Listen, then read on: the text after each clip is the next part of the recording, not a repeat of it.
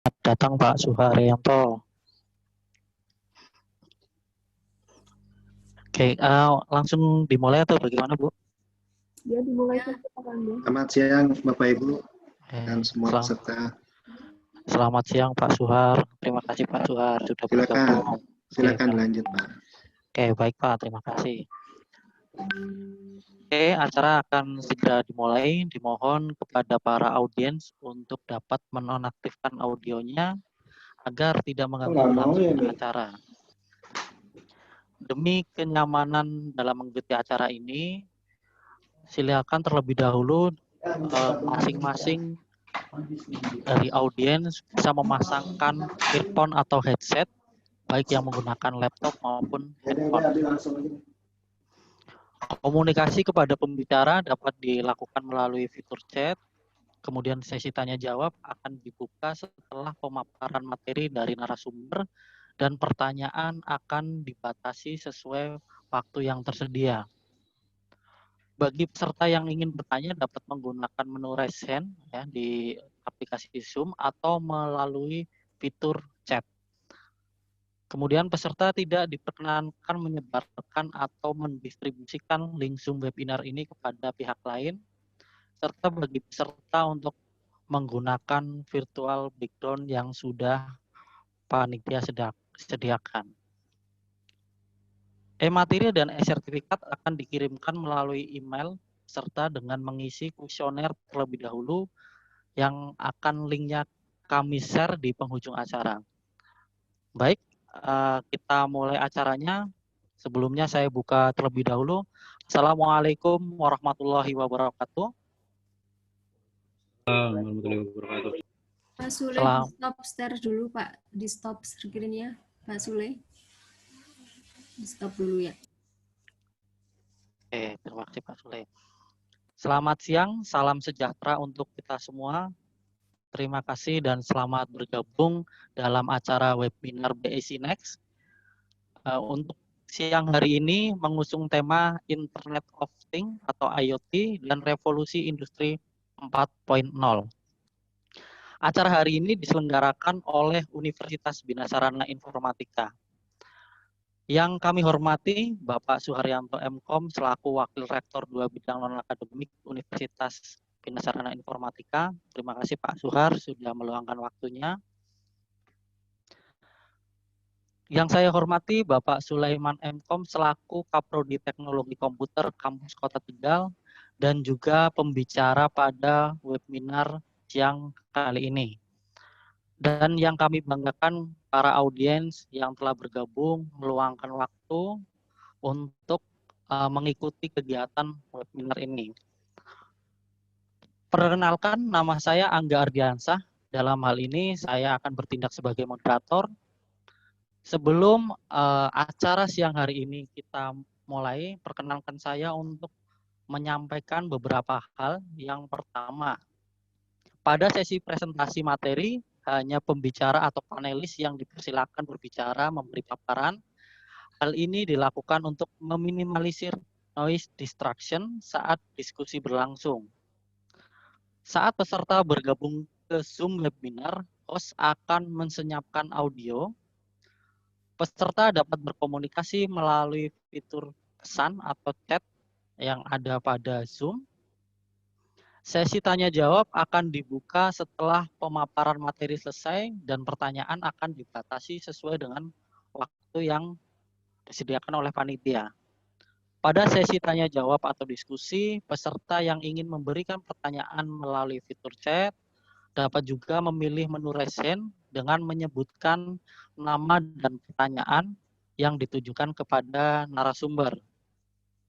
Untuk kelancaran dan kenyamanan diskusi online, mohon tidak menyebarkan atau mendistribusikan link Zoom ini kepada pihak lain. Serta pengisian daftar hadir dan kuesioner di akhir sesi, nanti linknya akan kami share. Dan terakhir, e-sertifikat serta e-seminar akan dikirimkan melalui email peserta yang mengikuti acara dengan mengisi kuesioner terlebih dahulu di penghujung acara. Selanjutnya, perkenankan saya membacakan susunan acara untuk webinar UBSI Next pada kesempatan kali ini. Yang pertama, pembukaan. Kedua, sambutan. Ketiga, pemaparan materi oleh narasumber. Keempat, tanya jawab. Kelima, pengisian absensi, kuesioner, dan yang terakhir, penutup.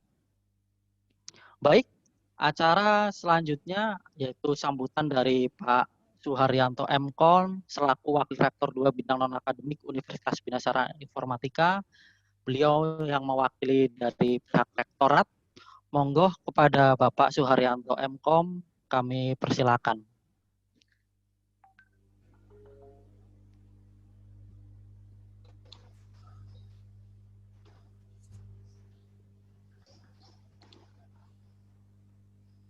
Baik, terima kasih Bapak Angga atas waktunya.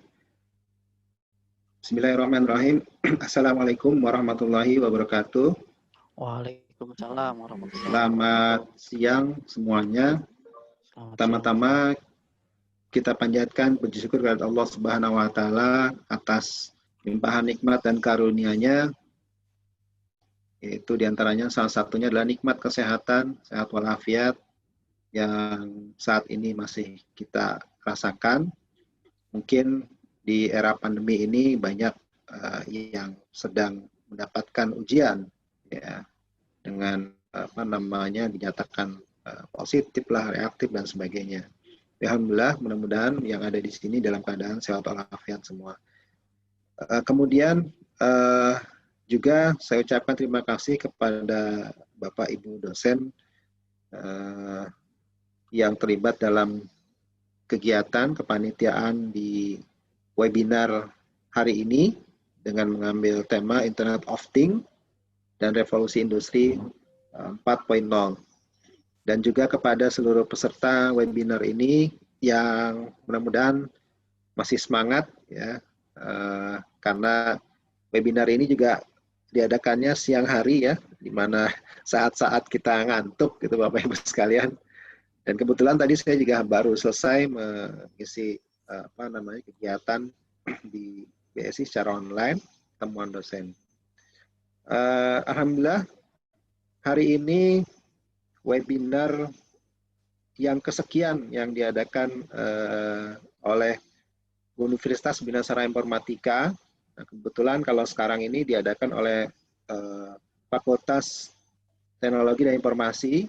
Ya, ini khususnya di sini prodinya adalah prodi teknologi komputer, ya. Yeah.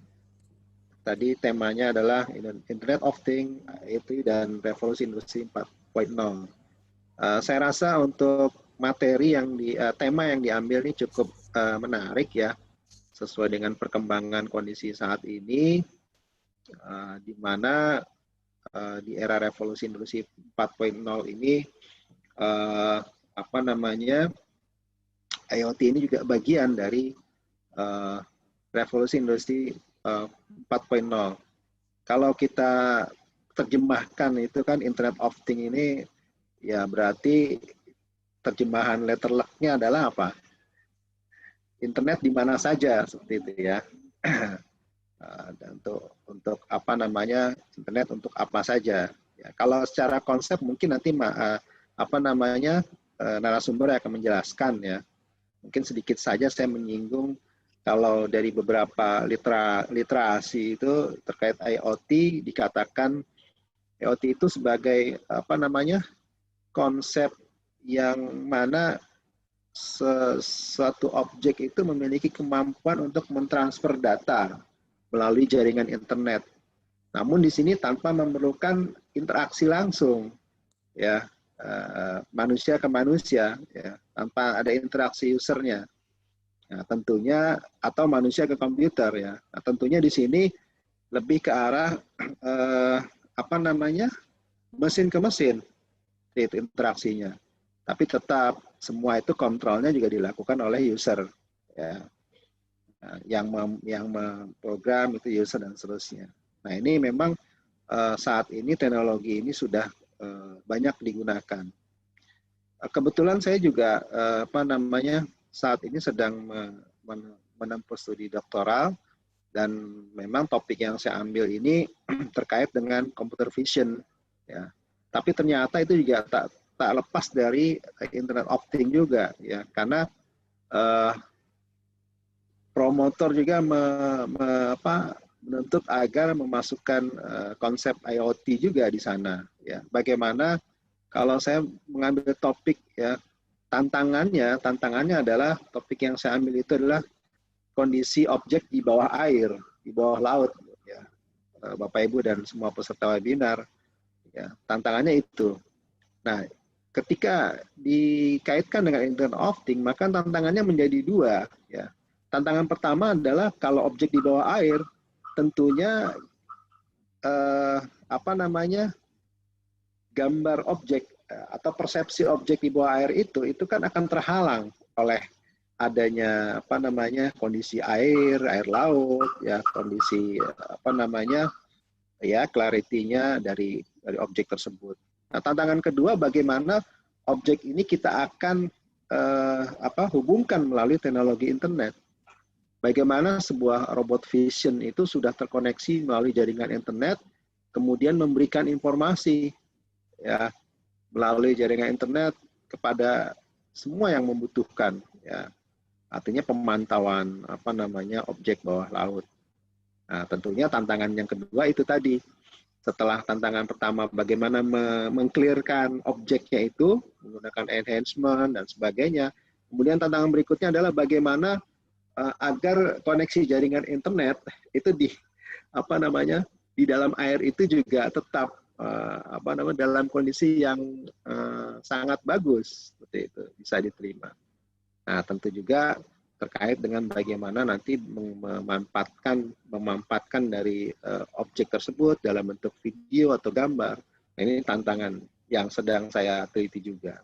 Ya, artinya ini bagian dari perkembangan revolusi industri di 4.0, ya, tantangan bagi kita semua, bagi mahasiswa, bagi dosen, sebagai seorang akademisi juga, bagaimana kita bisa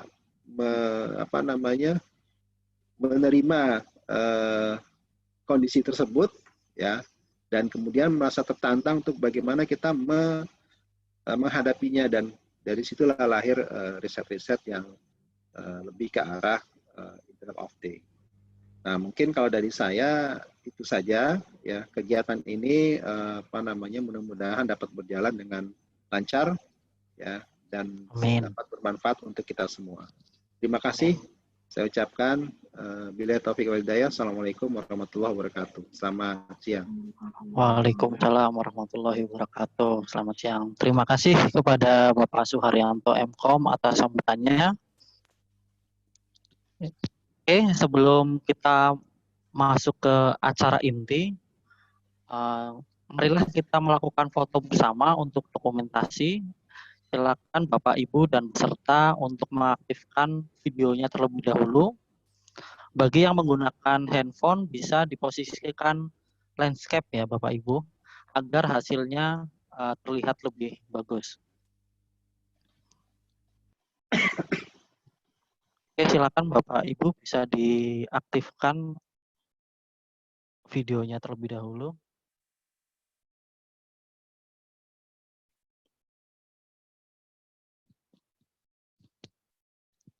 Oke.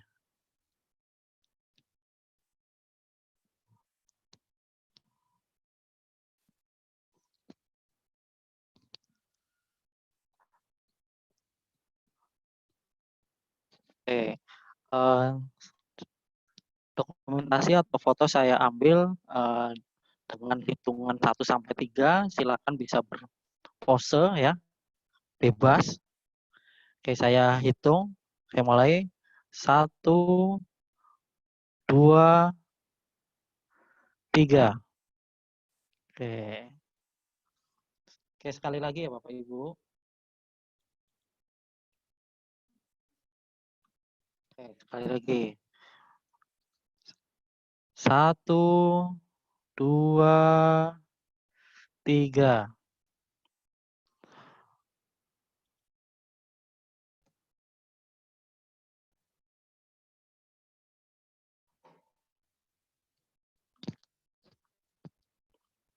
Oke, terima kasih. Masuk ke acara inti, yaitu pemaparan dari narasumber kita, yaitu Bapak Sulaiman M.Com. Kepada Bapak Sulaiman M.Com, kami persilakan. Monggo Bapak.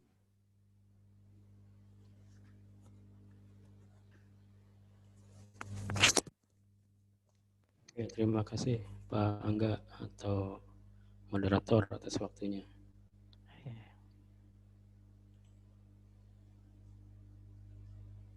Sudah tampil Pak Angga PPT-nya? Sudah Pak. Mungkin bisa di full screen Pak untuk PPT-nya. Proses.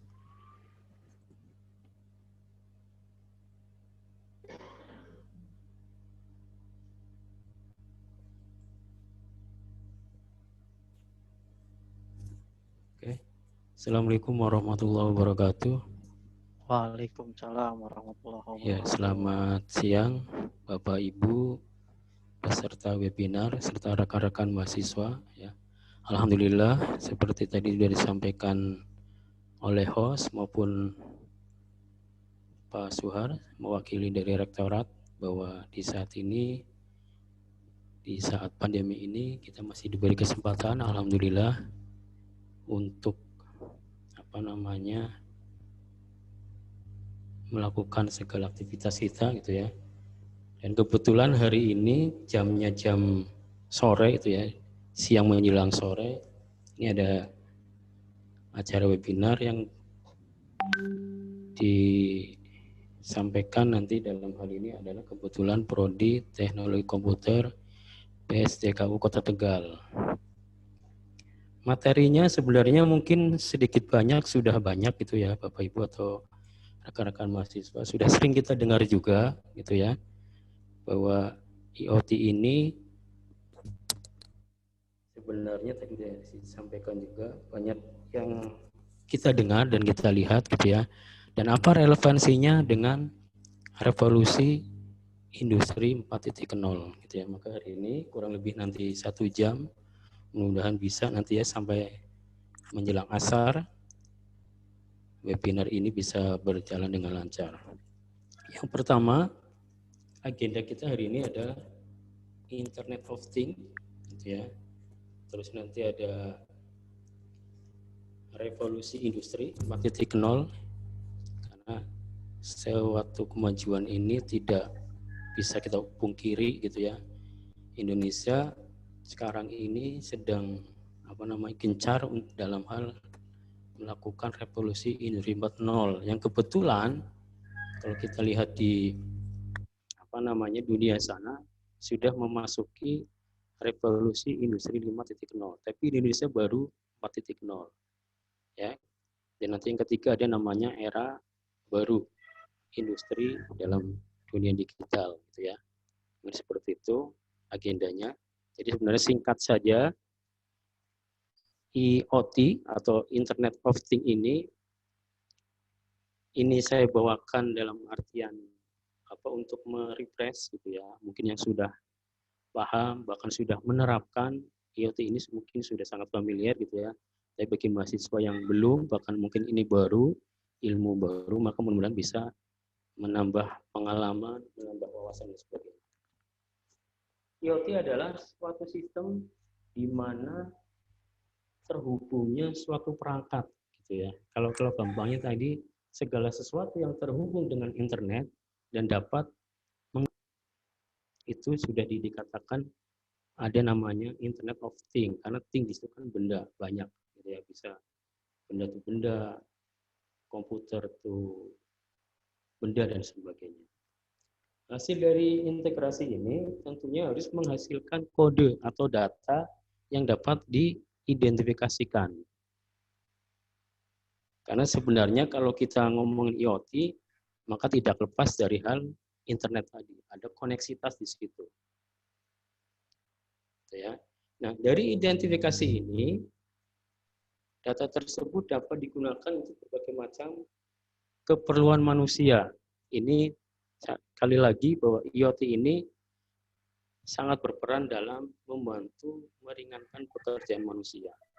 banyak hal nanti yang bisa kita lihat contoh-contoh atau implementasi dari IoT dalam kehidupan atau memperingan pekerjaan manusia seperti apa.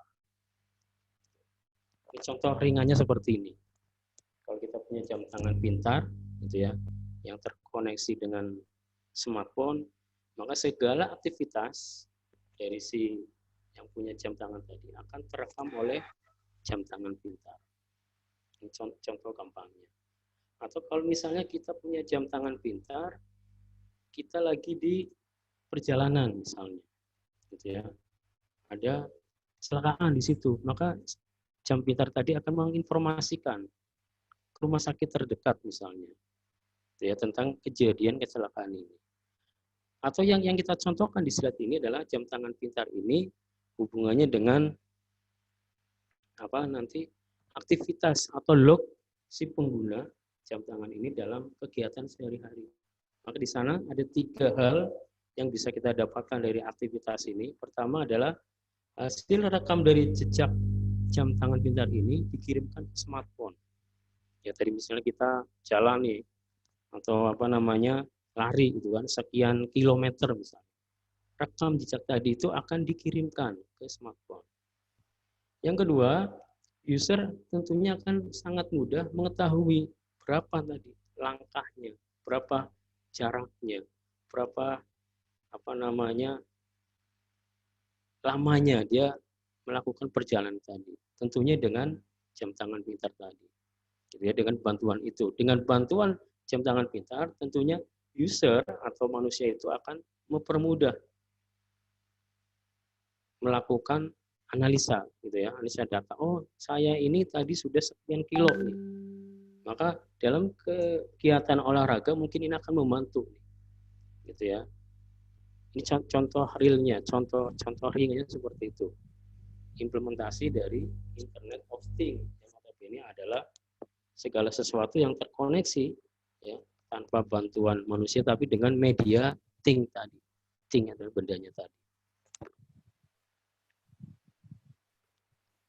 Next, berikutnya, IoT ini tujuannya adalah untuk menyelaraskan hubungan perangkat dengan perangkat tadi, atau device dengan device, atau perangkat dengan si usernya, si manusianya, atau dengan user secara seamless atau mulus, ya, secara koneksinya secara mulus tanpa adanya hambatan. Ini note-nya itu secara seamless, secara mulus. Jadi hubungan perangkat dengan perangkat dengan user, dalam hal ini adalah manusianya, brandware-nya, gitu, penggunanya, maupun user dengan user secara mulus. Jadi bisa kita sampaikan bahwa IoT ini adalah di mana benda di sekitar kita itu dapat berkomunikasi satu dengan lainnya dalam sebuah jaringan internet tadi. Walaupun di saat ini mungkin kita belum bisa banyak melihat atau ngeh gitu ya, belum oh itu IoT ya, oh itu kita belum merasa gitu ya. Tapi ke depan next berapa tahun kemudian kemajuan teknologi yang sudah sangat pesatnya ini itu arahnya akan ke sana. Ya, kalau teman-teman sering melihat di googling atau di YouTube itu banyak contoh-contoh implementasi IoT yang bisa diterapkan. Contohnya adalah selain tadi jam tangan pintar, mungkin dalam hal pertanian misalnya. Ya walaupun ini beberapa daerah sudah menerapkan, ada gitu ya. Kalau kita googling atau itu ada beberapa daerah yang menerapkan IoT dalam hal pertanian. Yang selama ini kita lihat di sekitar kita, petani seperti itu gitu ya, nyangkul, nanem, terus nanti ada proses pupuk gitu ya, dan akhirnya panen kalau benar aturan mainnya. Tapi kalau salah berarti ada hama dan sebagainya. Nah, ketika diimplementasikan ke IoT atau di IoT masuk ke situ, maka segala proses tadi itu bisa kita analisa, baik pupuknya gitu ya, cuacanya seperti ini harus seperti apa, atau masa tanamnya kalau seperti bulan pengering seperti itu ada semua bisa diimplementasikan. Maka beberapa daerah itu sudah menerapkan tentunya dengan orang-orang yang menekuni bidang IoT itu beberapa menerapkan. Dalam pertanian itu bisa diimplementasikan atau diterapkan IoT-nya. Maka di sana kan kita ngerti suhu dalam area pertanian itu seperti apa, cuacanya seperti apa, bisa deteksi, bisa di data gitu ya, bisa disimpan di situ. Maka ketika akan melakukan tanam pada suatu produk gitu ya, apa bawang merah, apa cabai, itu bisa direncanakan gitu ya. Jadi nanti endingnya adalah panennya tentunya lebih memuaskan dibandingkan dengan petani-petani yang konvensional. Atau di samping tadi endingnya adalah panen yang memuaskan, di sana ada proses penghematan. Ya hemat biayanya, ya, kos yang dikeluarkan petani, biaya perawatannya, biaya pupuk dan sebagainya itu bisa diminimalisir karena sudah ada data yang nantinya berbicara dalam hal tadi mendeteksi tadi pupuknya harus seperti apa dan sebagainya.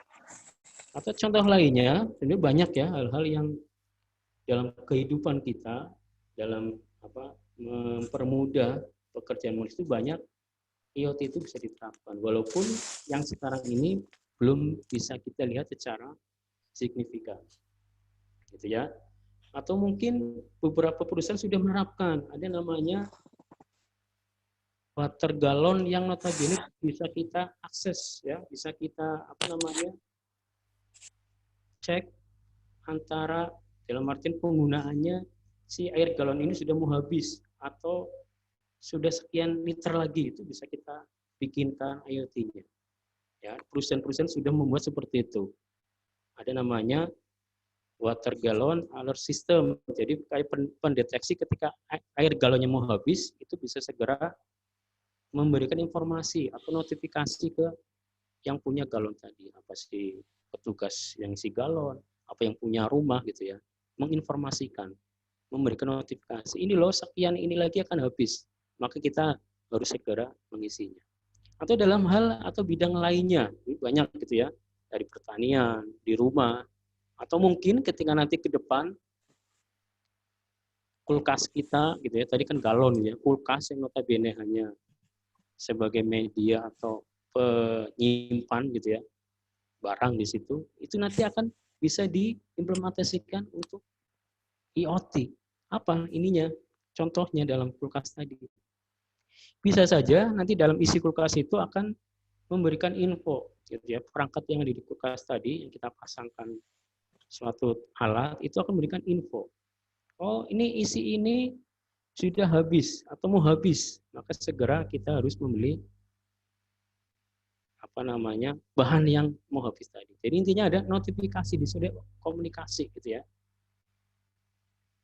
Jadi IoT itu bisa dibilang adalah di mana benda di sekitar kita, lingkungan kita itu nantinya dapat berkomunikasi satu dengan lainnya, tentunya dengan bantuan akses internet.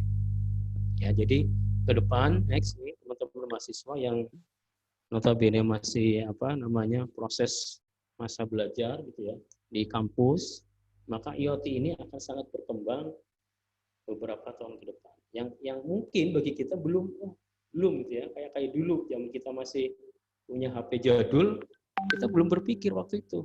Ternyata HP sekarang sudah smartphone sudah canggih seperti ini. Yang dulu hanya untuk SMS, hanya untuk ngobrol saja gitu kan. Karena segala macam aplikasi tool bisa ditanam di smartphone kita. Itu juga perkembangan yang luar biasa.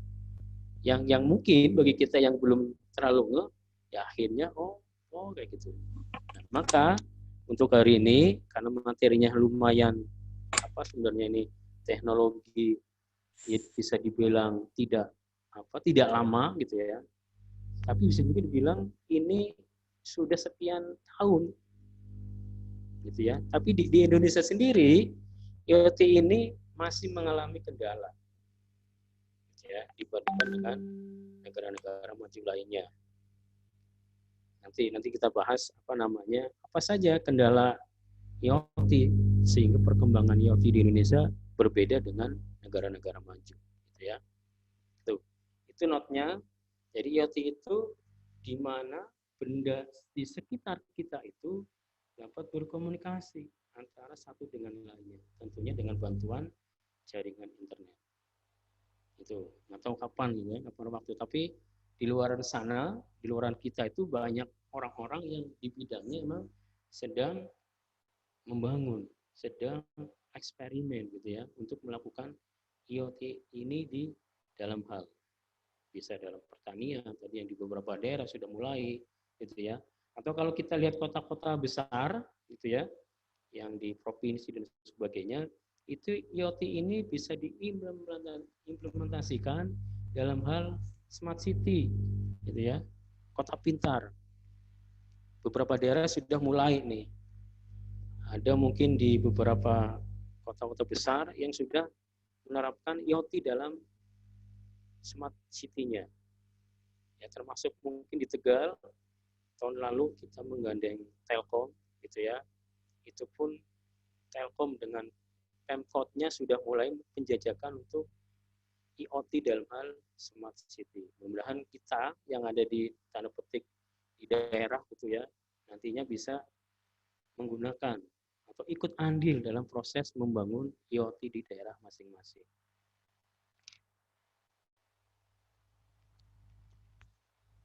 Ini cara kerjanya nih ya. Kalau secara umum nanti mungkin prakteknya, teknisnya mungkin bisa kita sampaikan. Cara kerjanya IoT ini tidak sebatas hanya berbagi gitu ya, atau berkomunikasi satu dengan lain tanpa adanya instruksi, atau di sini adalah pemrogramannya, bahasa pemrograman yang digunakan. Untuk berkomunikasi satu dengan lainnya, tadi alat-alat atau device satu dengan lainnya, tentunya harus ada medianya, bahasa pemrogramannya, gitu ya. Kalau kita ini webinarnya kebetulan ada di Tegal, gitu ya, panitia sebagian, ada beberapa di kota-kota lain, di Purwokerto, Jogja, bahkan di Jabodetabek, karena tadi kalau kita lihat pendaftarannya seperti itu, maka untuk komunikasi satu peserta dengan peserta lainnya harus ada bahasa media bahasanya tadi, agar bisa diterima bahasa kita. Ada bahasanya, bahasa Indonesianya gitu ya, yang bisa kita tangkap satu dengan lain. Dalam IoT pun seperti itu. Tadi perangkat satu dengan lainnya, agar bisa komunikasi, maka harus ada media instruksinya, pemrogramannya. Apa di sana? Berupa kode-kode atau instruksi khusus yang diberikan atau yang dibuat oleh program gitu ya, untuk dapat berinteraksi satu dengan lainnya. Tentunya tujuannya adalah tadi saling terhubung satu dengan lainnya secara otomatis atau seamless tadi, secara mulus gitu ya, tanpa campur tangan manusia. Jadi koneksitasnya antara device satu atau perangkat satu dengan lainnya harus ada bahasa pemrogramannya atau instruksi atau coding gitu ya, agar bisa komunikasi secara mulus atau otomatis tanpa ada campur tangan manusia. Itu cara kerja gampangnya seperti itu.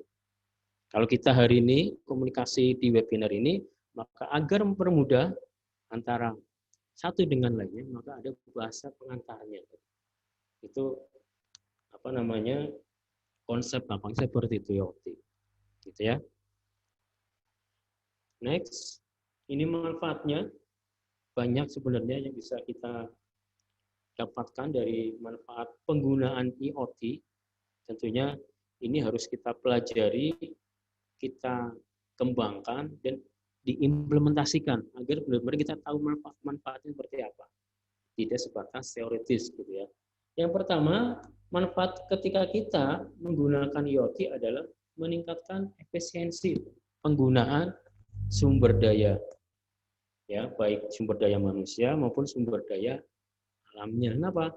Karena tadi contoh di IoT dalam dunia pertanian ya, atau perkebunan, itu akan sangat meningkatkan efisiensi. Di sana ada pengurangan ya, otomatis ada pengurangan sumber daya yang harusnya dikeluarkan ya untuk pembelian pupuk, dengan adanya IoT akan lebih ditekan biaya. Orang yang harusnya tadinya banyak karena ada IoT yang sudah diterapkan, maka bisa ditekan biaya untuk misalnya buruhnya atau pekerjanya, gitu ya. Jadi menekan efisiensi dari sumber daya. Yang kedua, mengurangi beban kerja, ya, karena proses atau tugas IoT ini kalau tadi di pertanian, maka di sana kan ada device lain yang bekerja dalam titik yang me-capture atau foto gitu ya. Sebelum data itu dikirim, terus nanti ditaruh di web datanya. Atau dikirimkan via web gitu ya, data web, nanti baru orang tadi yang megang itu tadi mengolah datanya.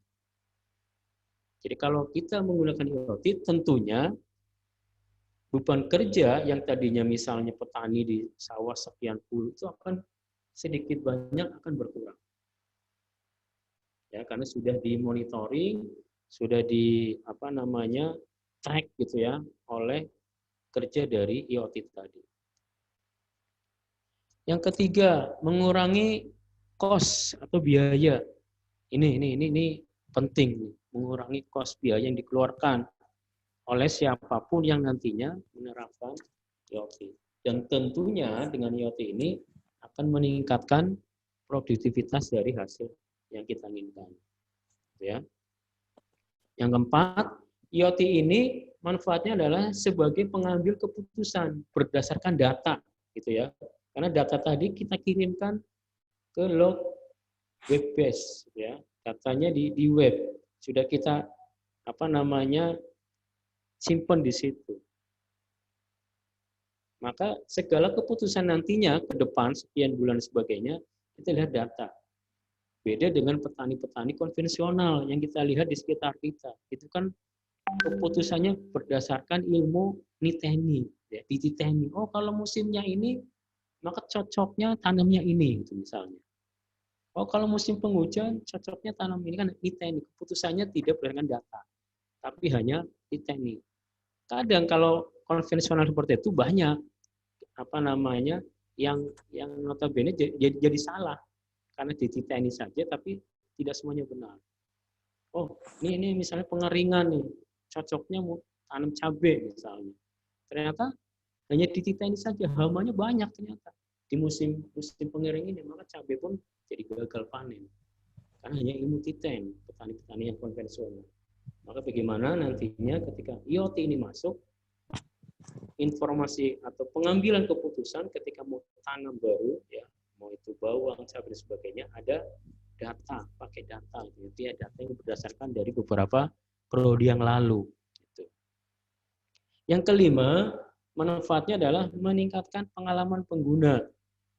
Ini juga tentunya akan berperan gitu ya bagi user. Pengguna ini tentunya semakin lama dia menerapkan, maka akan semakin banyak database yang bisa kita miliki dan bisa kita kembangkan di IoT atau di produk-produk yang lainnya, gitu ya, tidak hanya di dalam bidang pertanian. Dan yang tentunya adalah meningkatkan kualitas data. Semakin dia banyak data yang digunakan, ya, berdasarkan pengalaman dan data yang masuk, maka kualitas data ini akan semakin bagus. Itu beberapa ya dari IoT. Ini contoh gampangnya webinar yang tidak terlalu serius amat. Ini kita coba hanya menyampaikan kembangan IoT ini di kita sebenarnya sudah mulai terjadi gitu ya, sudah ada, tinggal kita bagaimana ngeh apa enggak, aware apa enggak gitu ya. Ini secara sederhana. Secara sederhana merujuk pada peran serta internet yang berhasil membuat alat atau perangkat di sekitar kita ini saling interaksi.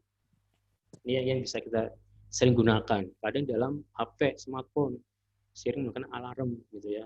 Waktunya jam sekian, waktunya sholat, jam sekian untuk bangun dan sebagainya ya. Atau di sana ada lift, remote control. Ya, itu juga salah satu interaksi antara device satu dengan lainnya. atau sistem fingerprint, sensi yang pakai ini jari, ya, atau di smartphone untuk membuka ini ya kunci atau word di HP mulai kita gunakan, atau Google Map dan sebagainya. Itu adalah beberapa contoh kecil dalam kehidupan yang notabene sudah kita temui gitu ya, walaupun itu belum banyak kita gunakan, belum dioptimalkan gitu ya.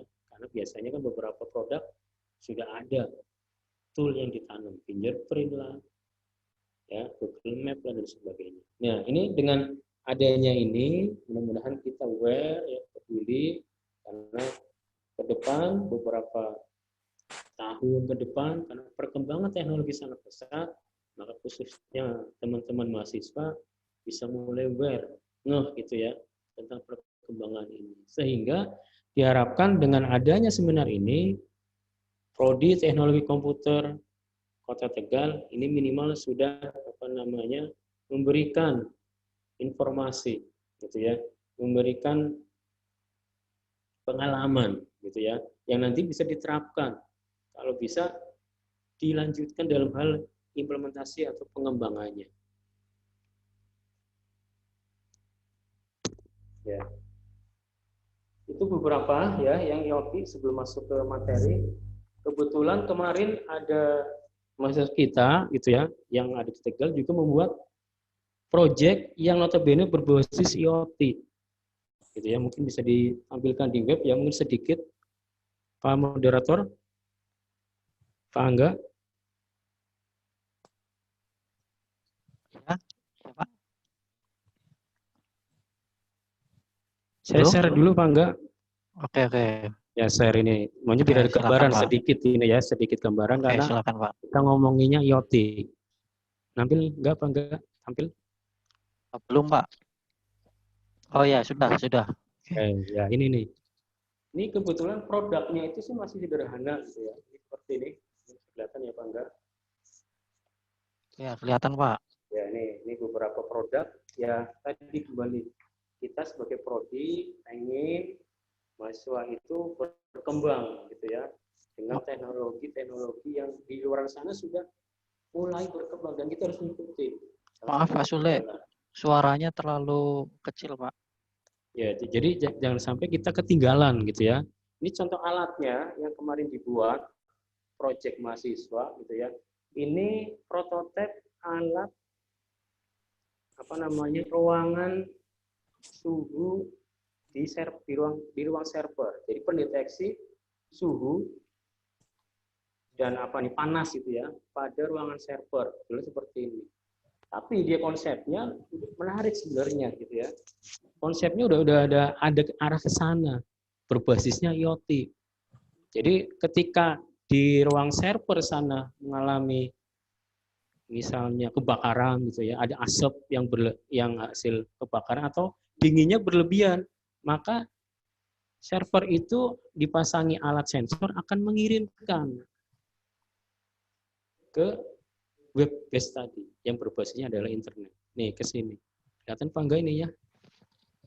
Ya, kelihatan Pak. Ya, nih kelihatan? Ya, kelihatan. Ya, jadi kebetulan ini masih simple ya, tapi arahnya udah ke sana. Menarik kita untuk bahas. Ya, walaupun ini masih menggunakan Finger.io. Ya. Tapi menarik kita permulaan gitu ya. Bagaimana teman-teman mahasiswa bisa mengembangkan, mengimplementasikan IoT itu dalam hal kehidupan kita. Yang notabene tadi ini hanya ruang server. Jadi kalau panas maupun dingin biasanya karena server kan biasanya AC-nya ready terus. Kadang kedinginan, kadang malah alat perangkat di server ada yang crash, ada yang rusak, maka mengakibatkan kebakaran dan sebagainya. Maka dengan IoT ini akan mengirimkan datanya, gitu ya. Kalau misalnya di waktunya libur, servernya on terus, tapi siapa petugas itu yang ngasih tahu? Maka biasanya ada notifikasi, baik via email maupun yang lainnya. Itu beberapa yang bisa kita implementasikan. Nah, ini bisa dikembangkan nih. Ya, nanti untuk teman-teman mahasiswa yang tertarik di bidang ini bisa mengembangkan produk-produk yang notabene bisa kita terapkan di IoT-nya seperti apa. Itu mungkin sedikit gambaran IoT biar kita ada gambaran gitu ya dari proses IoT tadi.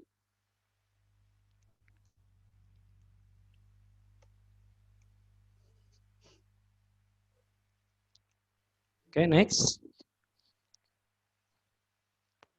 Lanjut. Ya, tadi sudah ya.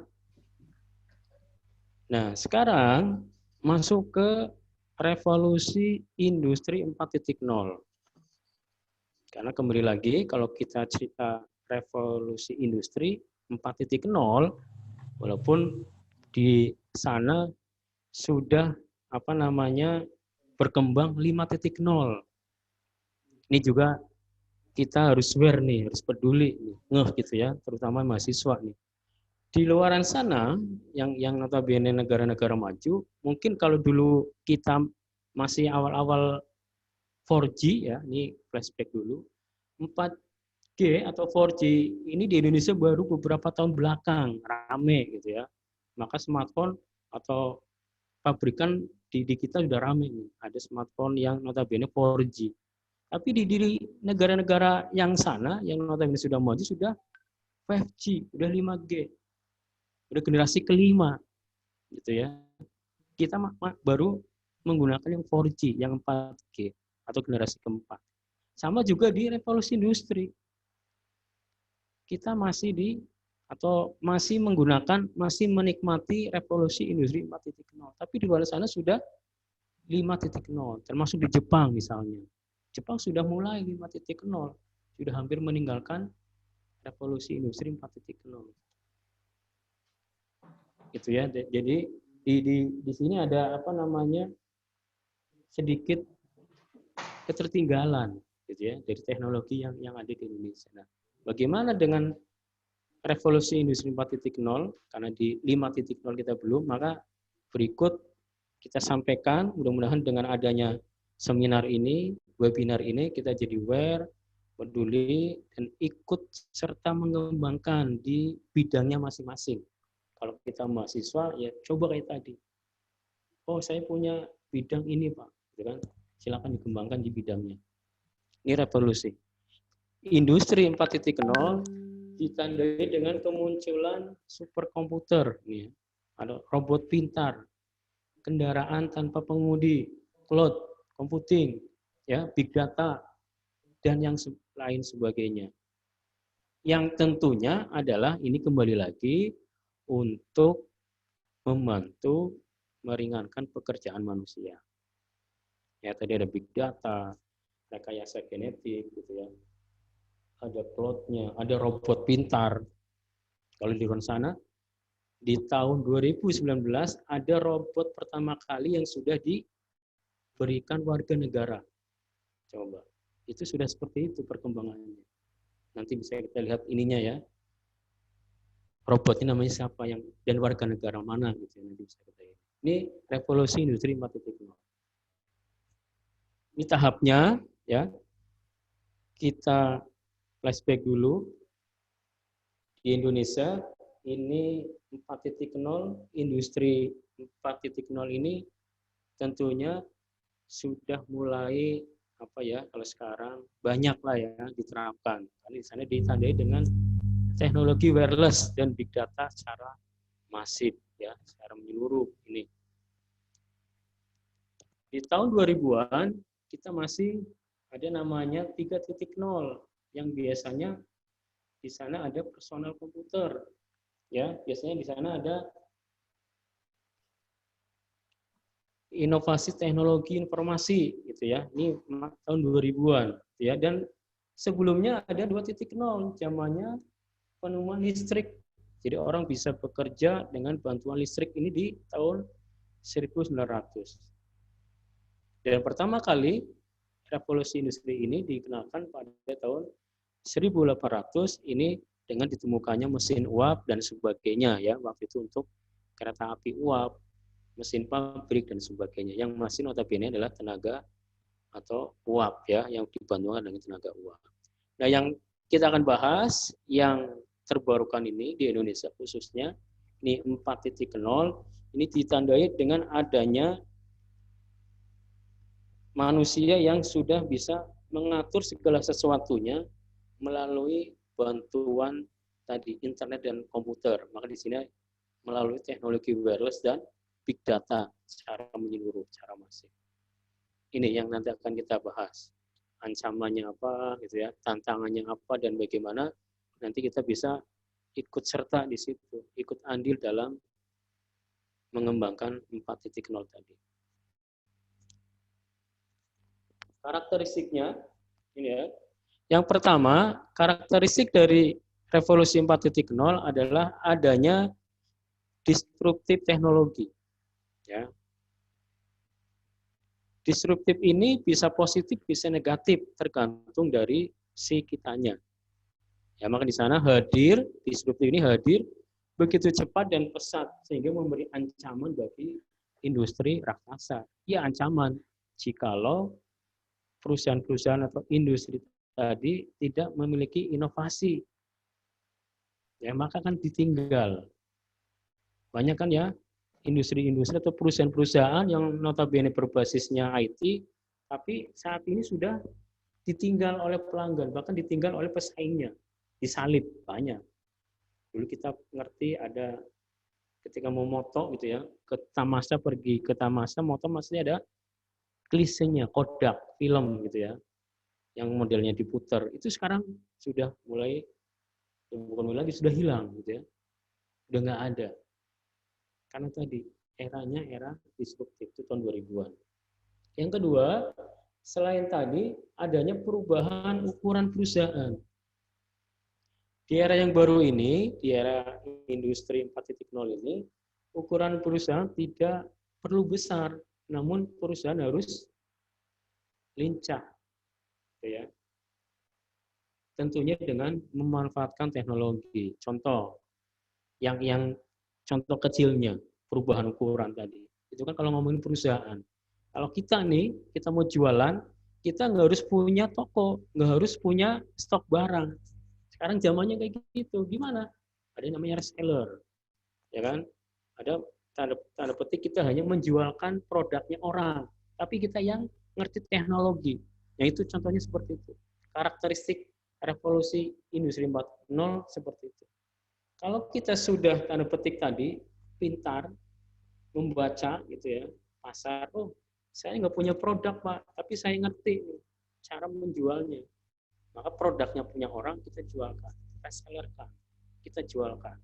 Tentunya dengan apa namanya nilai gitu ya, perjanjian tadi, harga dan sebagainya.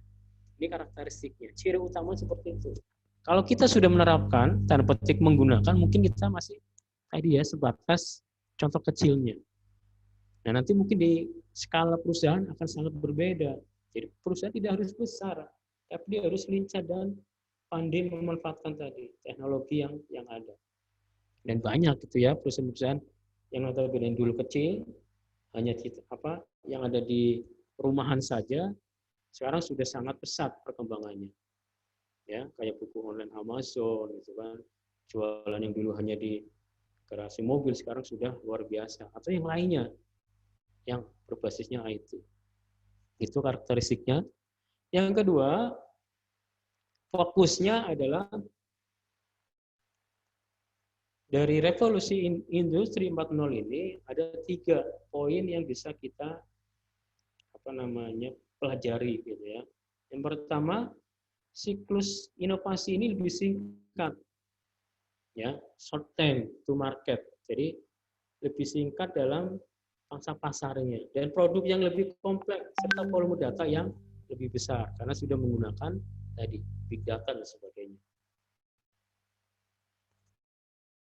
Yang kedua adalah flexibility, ya, pasar yang berubah serta produktivitas yang tinggi dari suatu transaksi yang dilakukan. Yang ketiga adalah adanya efisiensi baik energi, sumber daya maupun faktor-faktor lainnya. Ini fokus utamanya dalam membangun revolusi 4.0. Nah, ini tadi saya bilang, ada ancaman, ada peluang. Ya, tinggal bagaimana kita menangkap kedua hal ini tadi. Yang pertama, ancamannya karena tadi tahun 2000 tuh sudah mulai gitu ya, dan sekarang ini gencar-gencarnya 4.0, maka ancaman bagi kita adalah yang tanda petik tidak mengikuti perkembangan zaman, tidak mengikuti kemajuan yang ada di zaman sekarang, maka akan menjadi ancaman. Contohnya pertama adalah ini secara global era digitalisasi ini akan menghilangkan sekitar 1 sampai 1,5 miliar. Ini diambil dari beberapa sumber. Pekerjaan ya sepanjang tahun 2015 sampai 2025. Kok hilang? Kok mulai berkurang? Kenapa? Karena sudah digantikan posisinya manusia dengan mesin otomatis tadi. Ini sumbernya melalui riset gitu ya. Jadi dari tahun 2015 sampai next 25 ini prediksi ancaman bagi pekerja gitu ya, itu akan sangat berkurang dari 1 sampai 1,5 miliar. Tentunya ini pun ada peluangnya. Di satu sisi ini ancaman pengurangan jumlah pekerja gitu ya, pengurangan jenis pekerjaan, di satu sisi ada peluang. Peluangnya apa? Era digital ini berpotensi memberikan peningkatan net tenaga kerja ya hingga 2,1 juta pekerjaan baru. Ini juta jenis pekerjaan baru sampai pada tahun 2025. Itu peluangnya. Apa 2,1 juta jenis pekerjaan baru itu? Banyak kan sekarang pekerjaan-pekerjaan yang notabene yang sudah berbasisnya adalah IT di era revolusi 4.0 ini. Yang dulunya ini yang tadi, oh ini akan berkurang nih. Akan mulai dikurangi bahkan ditinggalkan. Kenapa? Karena sudah digantikan oleh mesin otomatis. Gitu ya. Penjaga-penjaga pintu tol itu sudah mulai diganti mesin. Ya kan? Teller di bank sekarang sudah di depannya kalau kita nabung tidak perlu harus datang ke teller, cukup ke mesin saja. Nanti akan otomatis tersaldo jumlah tabungan kita. Itu seperti itu. Maka tadi pekerjaan kita akan mulai sedikit banyak digantikan, tergeser gitu ya. Tapi juga potensinya ada di sana tadi. Era digital ini 2,1 juta ini jenis pekerjaan baru yang bagi kita gitu kan. Banyak nanti contohnya yang bisa kita ikuti, bisa kita fokus ke situ untuk termasuk yang 2,1 juta ini. Yang kedua, ancamannya adalah di masa akan datang 65% murid sekolah dasar ini yang di sana ya berdasarkan sumber ini Departemen of Labor Report akan bekerja pada pekerjaan yang belum pernah ada di hari ini. 65%. Banyak ya berarti ya. Jadi kemungkinan adik-adik kita nih atau anak-anak kita yang masih notabene SD, SMP itu ketika nanti sudah dewasa, sudah harus usia bekerja itu akan mendapatkan pekerjaan yang di luar seperti kita ini. Yang belum pernah ada hari ini. Hari ini belum ada apa? Mungkin next sekian tahun ke depan ketika tadi ini murid-murid SD akan ada jenis-jenis baru ini tadi. Itu ya. Itu ancamannya. Nah, peluangnya di sini adalah terdapat potensi pengurangan emisi karbon. Ya. Ini kayak industri gitu ya. Karena tadi industri sudah mulai tanda petik digeser oleh mesin otomatis, maka akan mulai berkurang emisinya, gitu ya, emisi karbon dan sebagainya. Atau yang lainnya, yang notabene di sini adalah bidangnya dari industri baik elektronik, logistik dan sebagainya, atau otomotif dan sebagainya.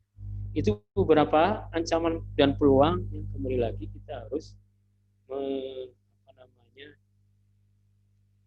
berposisi di mana, ya jangan sampai kita ini menjadi ancaman, tapi kita tidak bergerak, tidak punya eksekusi untuk mendapatkan peluang yang ada. Ketika ada ancaman, peluang yang ada kita harus segera tangkap. Jadi kita nggak tertinggal. Ini ya dari tadi revolusi 4.0, maka saat ini banyak sekali munculan ya notabene apa namanya produk gitu ya, bisa dibilang produk hasil dari revolusi 4.0.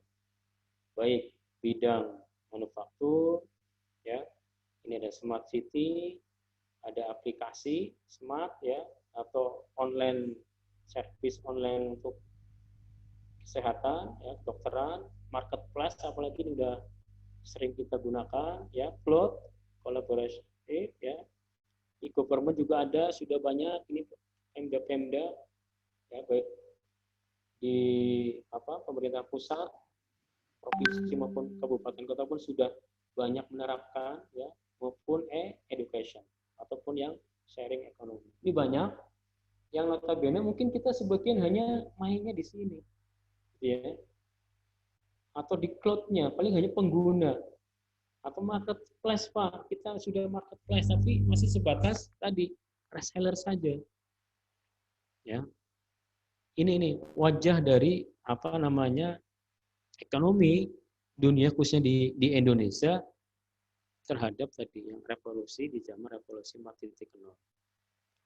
Ya, berbagai macam kebutuhan manusia telah banyak menerapkan dukungan internet dan dunia digital sebagai wahana interaksi dan transaksi ini tadi. Kalau kita pengen beli sesuatu sekarang nggak perlu ke mall, tinggal buka smartphone, buka aplikasinya, pilih barang, bayar, langsung sekian hari barang nyampe. Ya, interaksi dan transaksi.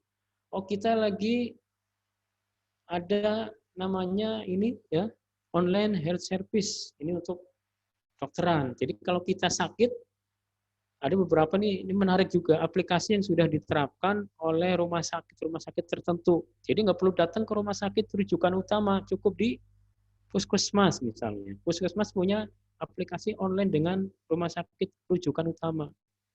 Alatnya atau dokternya, kalau tenaga puskesmasnya tidak ada yang dokter ahli, maka dokter ahli tadi dari si aplikasi ini. Kalau misalnya datang ke puskesmas atau dari rumah, ya ada klik dokter, ada halo dokter, itu pun bisa kita gunakan, ya konsultasi online gratis misalnya. Itu sudah seperti itu. Yang dulu kita belum kepikirkan, ya belum terpikirkan seperti itu. Atau e-government, itu ya pelayanan di pemerintahan, termasuk yang di Tegal, kota maupun kabupaten, kita pun sudah sedikit banyak melihat nih ya, ada apa namanya geliat dari Pemda dan Pemkot dalam penerapan ini. Jadi di mungkin beberapa bulan yang lalu, sebelum pandemi, kota maupun kabupaten sudah meluncurkan aplikasi gitu ya, untuk pelayanan Pemkot maupun Pemkab yang lebih baik lagi.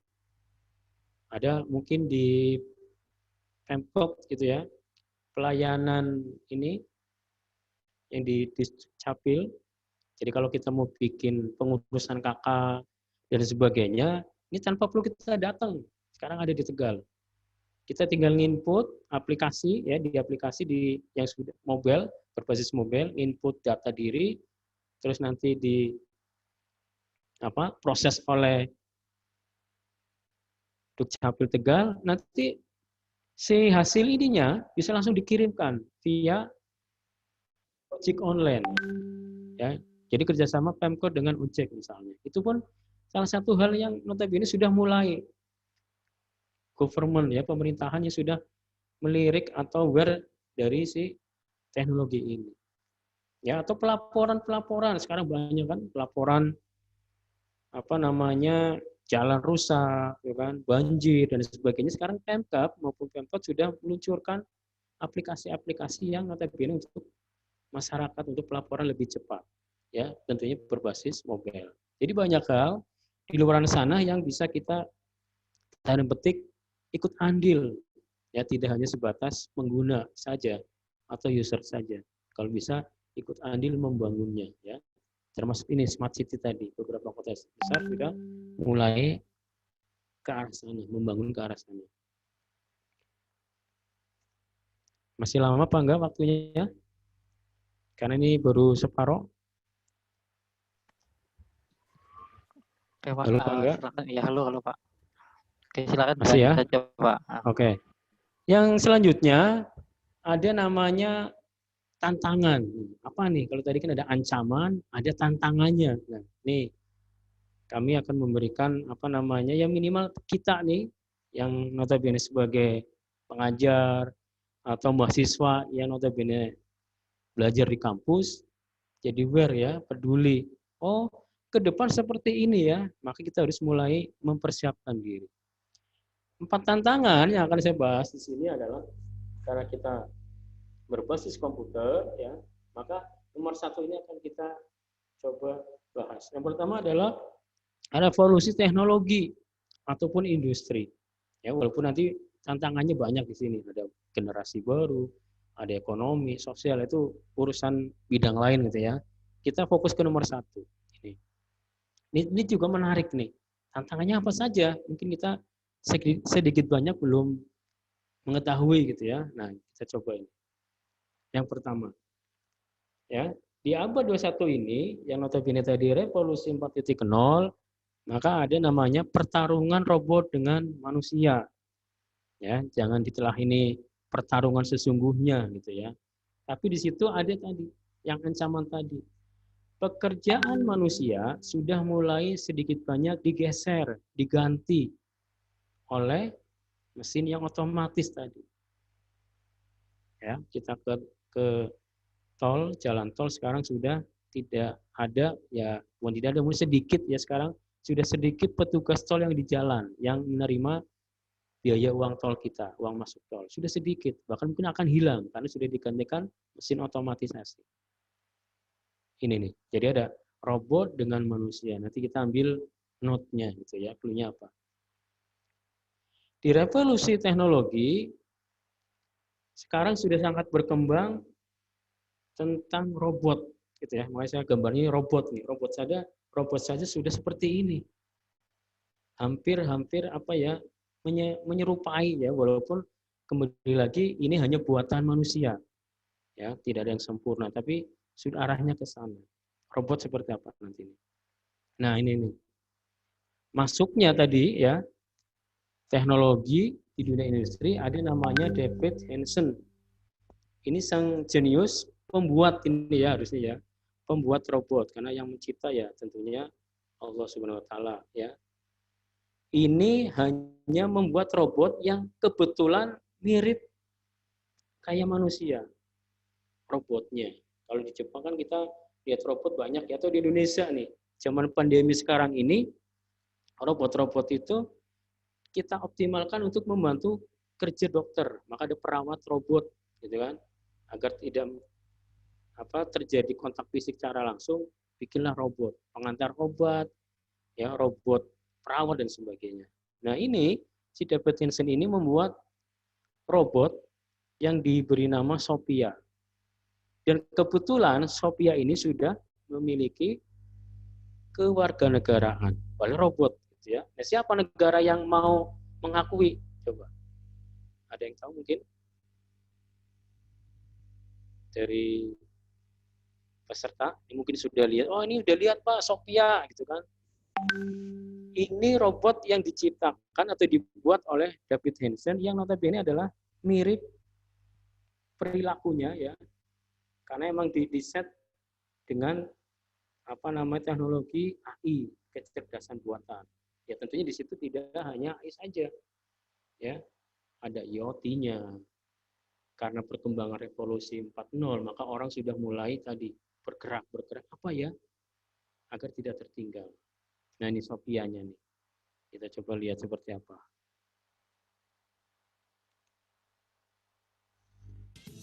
Perkenalkan, inilah Sophia, robot pertama di dunia yang memiliki status kewarganegaraan seperti layaknya manusia.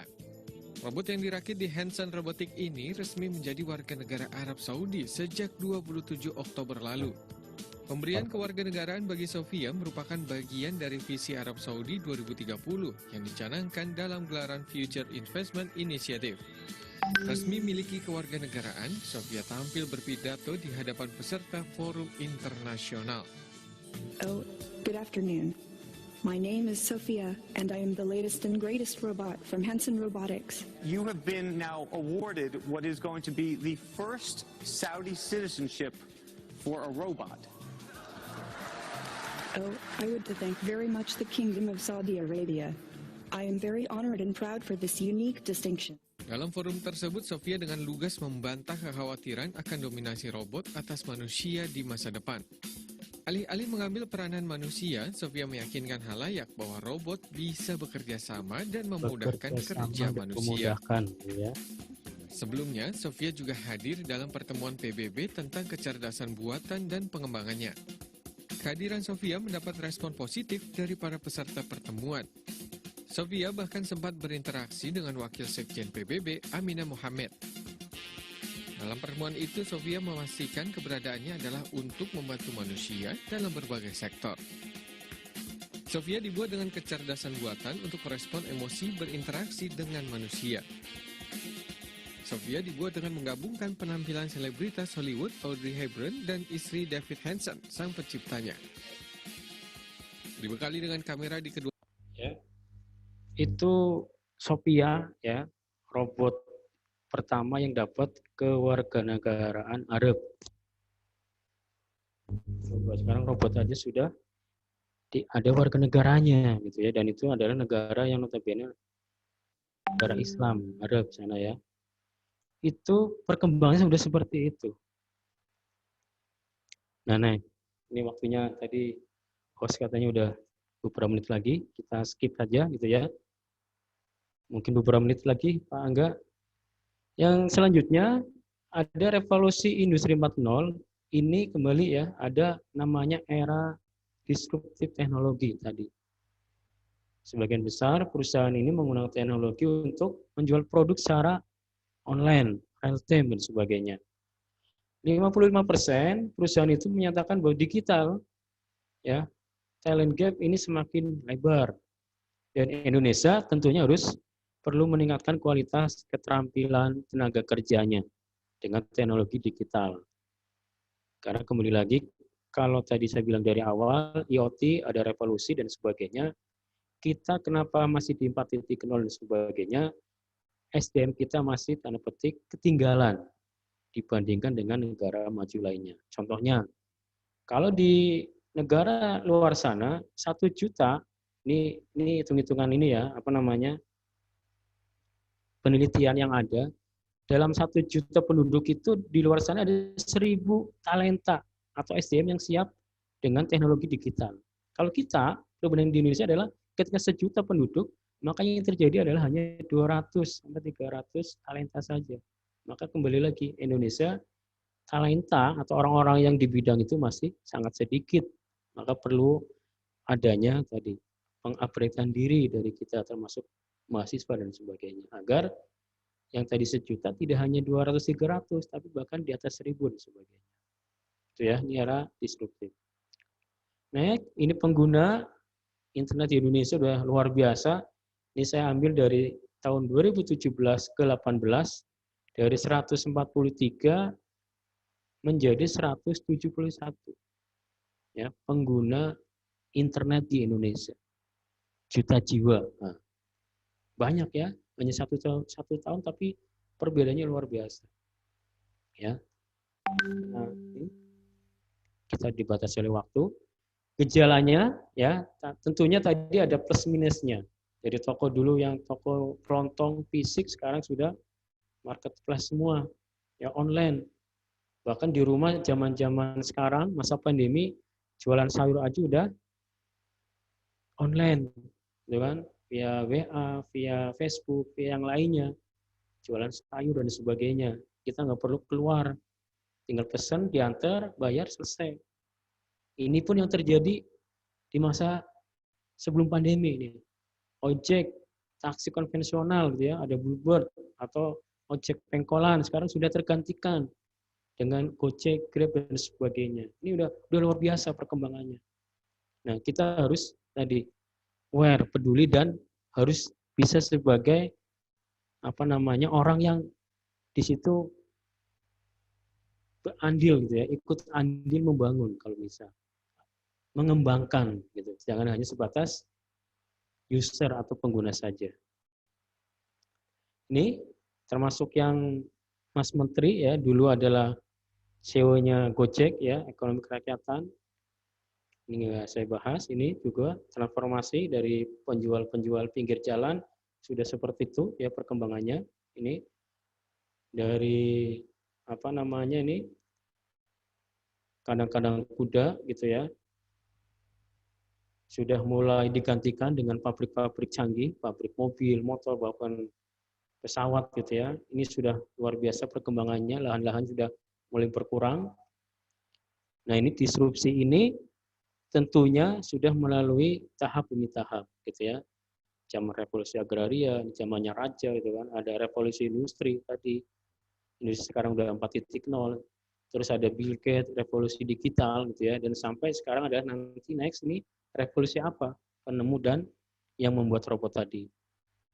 Nah ini contohnya, ya mungkin kita punya ini lagu yang piringan atau roll film, ada kaset ini dulu di tape ya, atau mungkin zaman-zaman masih flop disk, tugas kuliah dan sebagainya, sekarang sudah tergantikan semua, sudah menggunakan sistemnya adalah digital cloud. Ya, ini pun sudah plastik sudah mulai ya, walaupun masih ada tapi udah mulai ditinggal gitu ya, pelan-pelan ditinggal. Maka mulailah dengan cloud dan big data. Karena zamannya udah digitalisasi tadi. Yang ini udah terjadi disrupsi, ya udah produknya sudah nggak ada lagi. Inovasi memusnahkan inovasi sebelumnya dan menciptakan pasar baru. Kategori pasar baru. Ini peluang-peluang kita. Ya, ini beberapa sekilas saja karena tadi host sudah ngasih memo, waktunya udah ini kita batasin. Ini beberapa profesi yang nantinya bisa kita ambil dalam arti apa pelajari dan kita di dalamnya di situ gitu ya. Ada data science ya, ada cyber security, ada customer market, ada virtual, ada robotik dan sebagainya, ini banyak nih. Nanti teman-teman bisa kembangkan di sini. Nah, ini skill yang apa yang diperlukan tadi ya, kalau memiliki pekerjaan yang di atas tadi, maka skill apa, keterampilan apa yang harus kita miliki? Banyak ya. Ini karena terbatasnya waktu, mungkin nanti bisa sesi tanya jawab untuk memaksimalkan. Ini bagaimana merespon dari semua tadi?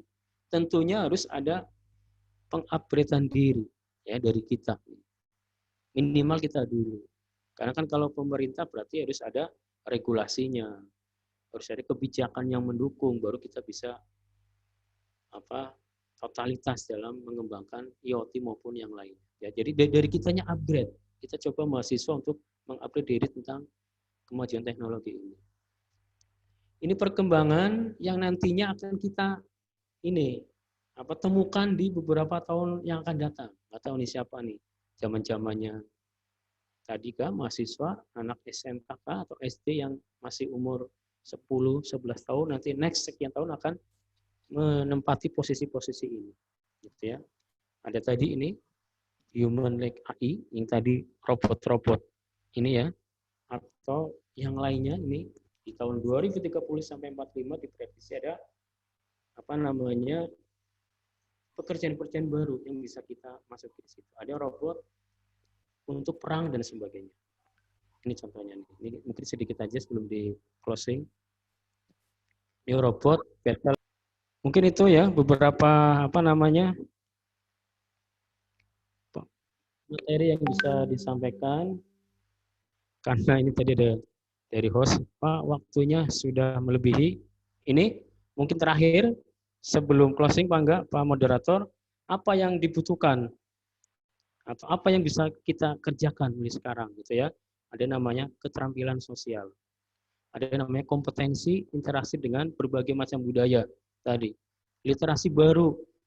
Kalau dulu kita hanya baca, nulis, hitung gitu ya, maka sekarang literasi baru ada big data, teknologi, coding, sampai cyber security. Yang ini kita dapatkan, kita temukan di era revolusi industri 4.0 ini. Dan tentunya adalah belajar sepanjang masa sebelum meninggal, terus belajar gitu ya. Next, Mangga, mungkin ini terakhir ini Mangga, literasi. Sudah siapkah kita? Kembali lagi ke diri kita masing-masing. Yang menjadi pribadi yang lebih kompetitif itu tadi literasi data, literasi teknologi, dan literasi manusia ini harus kita kuasai, kita terus asah, kembangkan agar kita tidak hanya tadi sebagai penonton atau pengguna atau user saja ya, tapi kita masuk di dalam sebagai tadi orang yang ikut andil membangun gitu ya. Kalau kita kenalkan dulu literasi yang lama kan membaca, menulis dan hitung saja. Sekarang kita rubah. Mohon maaf Pak Sule, waktunya sudah ya, habis. Itu terakhir, silakan monggo. Ya. Sudah sekian. Mohon maaf mungkin terlalu ini Pak Moderator. Saya cukupkan sekian, terima kasih. Oke, terima kasih Pak Bapak Sulaiman M.Com atas materinya yang luar biasa dan sangat menarik. Untuk perkembangan teknologi ke depannya ya Pak. Jadi dari materi yang dipaparkan, mungkin tadi saya mengambil beberapa kesimpulan. Yang pertama itu tentang IoT itu dapat meningkatkan efisiensi dari penggunaan sumber daya, ya. Kemudian bisa mengurangi cost biaya ya Pak.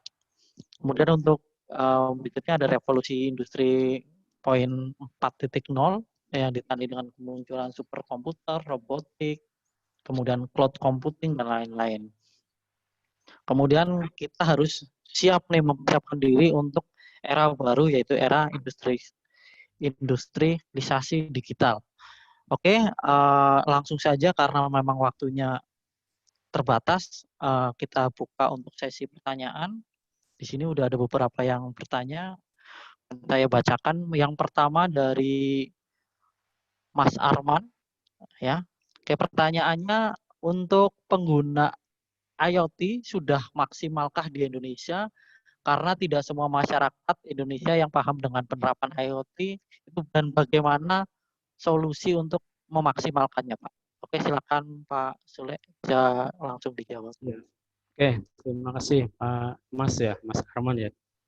Ya, perkembangan IoT di Indonesia belum sepenuhnya menggembirakan, gitu ya. Walaupun beberapa perusahaan, gitu ya, yang peduli tanda petik yang bidangnya IoT terus berkembang, ya, mengembangkan IoT ini. Karena kembali lagi, ini kembali ke regulasi, kebijakan pemerintah. Jadi dalam IoT itu kan tidak serta-merta kita hanya mengkoneksikan device-to-device, ya. Tapi di sana ada regulasi tadi, kebijakan yang mengatur frekuensinya, misalnya jalur yang mana, gitu kan. Gitu. Jadi dibilang maksimal ya belum, dibilang nggak ada ya organisasi dengan baik. Beda dibandingkan dengan negara-negara maju karena sudah ada regulasi yang jelas. Jadi pemainnya pun jelas. Di Indonesia masih seperti itu. Dan di kita karena masih seperti itu, maka dari kitanya minimal tadi aware, peduli, mempelajarinya. Karena next beberapa tahun ke depan tidak menutup kemungkinan Indonesia akan membuka tadi regulasi yang sesungguhnya. Kayak zamannya 4G saya bilang tadi, zamannya 4G kita kan nggak tahu regulasi yang benar seperti apa. Maka waktu itu provider masih nunggu white. Ketika sudah dibuka kerannya, maka mulailah provider atau apa tadi pabrikan sudah mulai menggunakan 4G semua. Ya itu nggak mungkin. Jadi intinya kembali ke pribadi. Kalau masalah regulasi kebijakan nanti pemerintah yang sedang menggodoknya untuk ini apa keperpihakan IoT di Indonesia, keberlangsungan IoT. Oke, terima kasih Pak Sule atas jawabannya. Mungkin itu Pak Mas Arman ya, yang berhubung dengan waktu yang terbatas dan durasi, mohon maaf tidak semua pertanyaan bisa dijawab untuk sesi kali ini. Mungkin bisa mengikuti atau bergabung lagi di seminar-seminar berikutnya. Oke, terima kasih. Kita kini telah sampai di ujung acara webinar UBSI Next.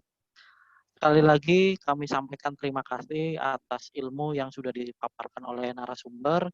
Dengan mengikuti anjuran dan pemerintah untuk tetap di rumah, kita pasti bisa melewati situasi ini bersama-sama. Pesan saya untuk teman-teman semua, kakak-kakak, bapak, ibu, pastikan diri kita tetap produktif. Tentu saja diperlukan konsisten serta komitmen untuk bisa tetap produktif walaupun mungkin kita belajar ataupun bekerja di rumah. Tetap jaga kesehatan. Terima kasih Bapak, Ibu, dan kakak-kakak peserta webinar. Selanjutnya bisa mengisi kuesioner, ya silakan bisa mengisi kuesioner melalui link yang sudah kami share di grup di chat ya, di chat Zoom.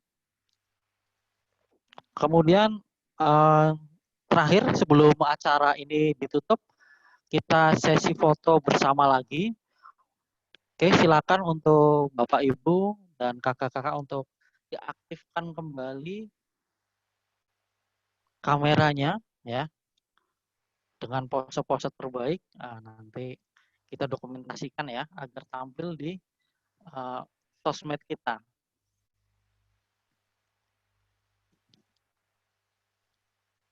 Oke. Untuk pengambilan gambar saya hitung ya. Dengan hitungan 1 sampai dengan 3. Oke, silakan diaktifkan berpose. Saya hitung 1, 2, 3. Oke, slide berikutnya.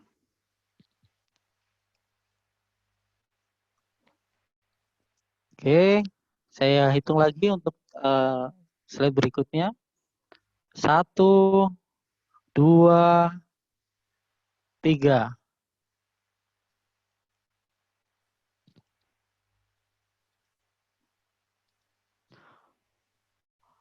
Oke, terima kasih atas waktunya dan partisipasi dari Bapak, Ibu, dan kakak-kakak semuanya. Kami segenap panitia mengucapkan permohonan maaf apabila ada salah-salah kata atau kekurangan dari kegiatan webinar siang hari ini. Sampai jumpa kembali di lain kesempatan. Terima kasih, saya tutup, saya akhiri. Wassalamualaikum warahmatullahi wabarakatuh. Warahmatullahi wabarakatuh. Angga, moderator. Oke. Jangan lupa diisi kuesionernya dan absensinya ya Bapak Ibu, kakak semua.